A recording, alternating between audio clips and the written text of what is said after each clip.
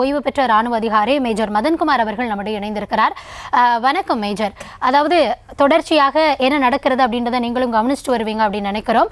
இந்த தருணத்தில் இந்தியாவினுடைய இந்த நடவடிக்கை அது மட்டுமல்லாது இது பயங்கரவாதத்திற்கு எதிரான தாக்குதல் தான் அப்படின்னு இந்தியா இதை உலக அரங்கில் பிளேட் பண்ணியிருக்காங்க.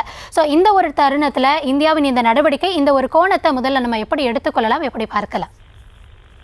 இல்லை, இப்போ நம்ம சமீபத்தில் பார்த்த ப்ரெஸ் ரிலீஸ் பார்த்தீங்கன்னா உங்களுக்கு தெரிஞ்சிருக்கும். ப்ரெஸ் மீட்ல 2 ராணுவ அதிகாரிகள் கர்னல் சோஃபியா குரேஷி மற்றும் விங் கமாண்டர் வேம்னா 2 பேருமே ரொம்ப தெளிவான விளக்கத்தை கொடுத்தாங்க. அதுக்கு முன்னாடி நம்மளுடைய வெளியுறவுத்துறை செயலர் மிஸ்ரி அவர்களும் பேசியிருந்தார். இந்த 3 விஷயமா நம்ம பார்க்கலாம். ஒன்று, பாகிஸ்தானுடைய தீவிரவாத ஆதரவு நடவடிக்கை, தீவிரவாதிகளை உருவாக்கி அது ஒரு நாட்டுக்கு எதிராக மத ரீதியான ஒரு தீவிரவாதத்தை செயல்படுத்தக்கூடிய பாகிஸ்தான். அதோடைய வரலாறு என்ன, இப்ப கடைசியா அவங்க என்ன பண்ணாங்க 24 ஏப்ரல் வரைக்கும் அப்படின்றத அவர் தெளிவா பேசினாரு. அந்த கிரவுண்டை செட் பண்ணாரு.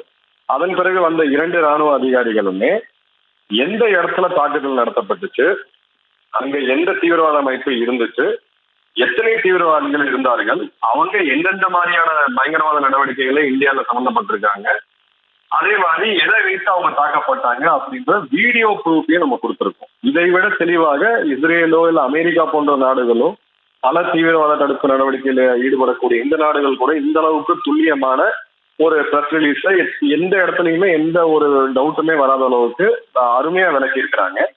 இதுல காலிபரேட்டட் மெஷர்ட் ரெஸ்பான்ஸ், தீவிரவாதிகளை வைத்து பயங்கரவாதிகளை வைத்து நீங்க இந்தியாவுடைய இதயத்துல குத்தணும்னு நினைச்சீங்கன்னா அதற்கான பதில் நடவடிக்கை எடுக்கிறதுக்கு எல்லா உரிமைகளும் இந்தியாவுக்கு இருக்கிறது அப்படின்றத உலகத்தை உணர்த்தி நாம இதை மட்டும்தான் செஞ்சிருக்கிறோம் அப்படின்றத தெளிவா உலகத்துக்கு படம் போட்டு காமிச்சிருக்கிறாங்க. இனிமேலும் பாகிஸ்தானுடைய பொய்களை எந்த உலக நாடும் நம்ம போறது கிடையாது.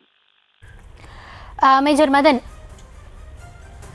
மதன், இப்போ நம்ம சொன்ன மாதிரி நம்ம பேசியிருந்தோம் இல்லையா?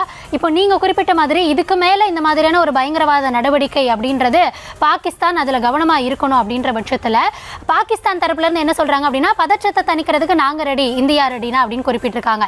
இன்னொரு புறம் என்ன கருத்து நிலவுது அப்படின்னா, பாகிஸ்தான் இது போன்ற அந்த ஒரு கருத்துக்களை நம்ம அப்படியே நம்பி விடவும் முடியாது அப்படின்ற ஒரு கருத்தும் நிலவுது. ஸோ வாட் இஸ் நெக்ஸ்ட் அப்படின்ற ஒரு கேள்வி நிலவுது இல்லையா? ஸோ இந்தியா தரப்பில் இருந்து அடுத்த கட்டமாக நாம் என்ன மாதிரியான நகர்வுகளை எதிர்பார்க்கலாம்?